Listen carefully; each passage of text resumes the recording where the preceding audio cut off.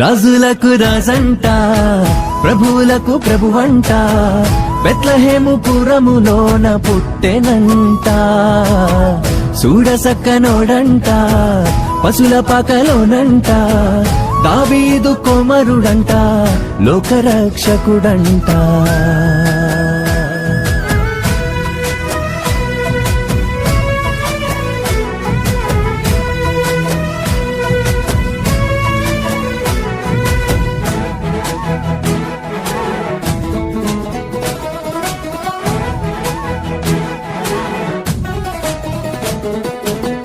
పాపమంత బాపునంట, దోషమంత మాపునంట, కరుణశీలుడా యేసు కనికరించే దేవుడంట.